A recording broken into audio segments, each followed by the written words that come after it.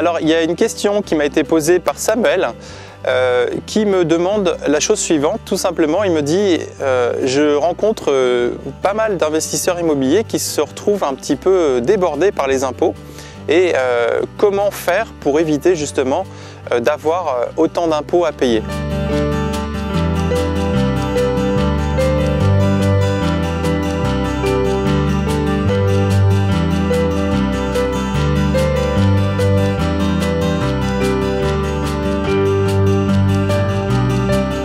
Alors c'est une question évidente qui est qu'on me pose très souvent, c'est comment faire pour payer moins d'impôts.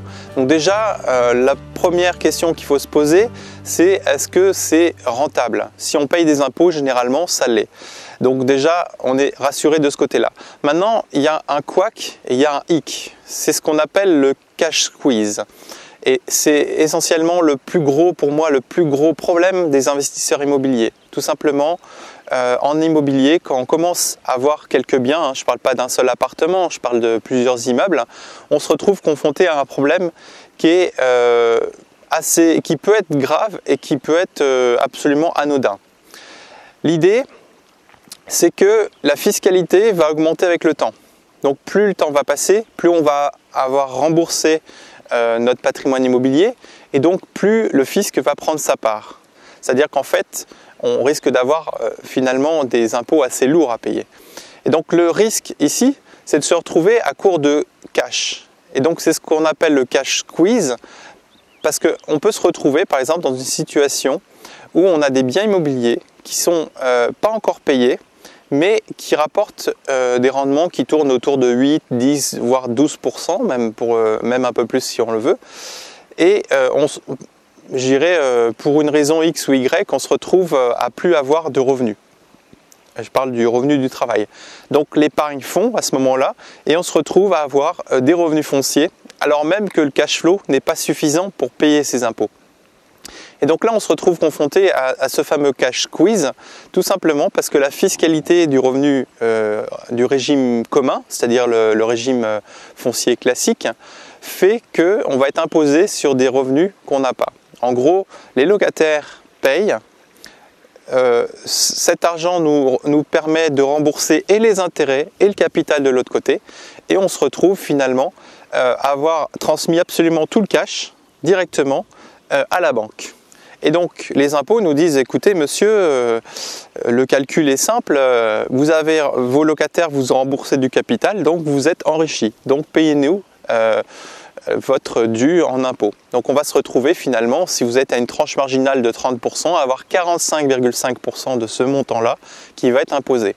Donc si on n'a plus de travaux, si on a remboursé pas mal de capital, et donc on a très peu d'intérêt à rembourser, on va se retrouver dans une situation un peu périlleuse puisqu'on n'a pas de cash et qu'on n'a plus de travail pour assumer les charges de ce locatif. Donc ça, c'est le plus gros risque à mon sens, c'est le cash squeeze.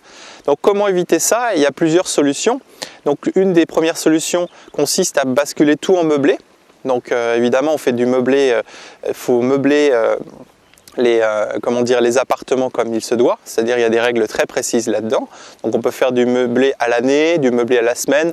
Bon, moi je préfère être un peu plus tranquille, donc je fais plutôt du meublé à l'année. L'autre solution consiste à faire une SCI à l'IS. Donc si vous êtes en direct, vous pouvez très bien revendre l'immeuble à vous-même et l'acheter via une SCI à l'IS. Et donc il faudra bien faire attention à inclure les enfants ou d'autres personnes dans le projet pour pas qu'ils soient retoqués. Mais qu'est-ce que ça fait? Ça fait que quelque part, on va avoir une fiscalité plus faible. Du fait de l'amortissement, on risque d'avoir une fiscalité bien plus faible.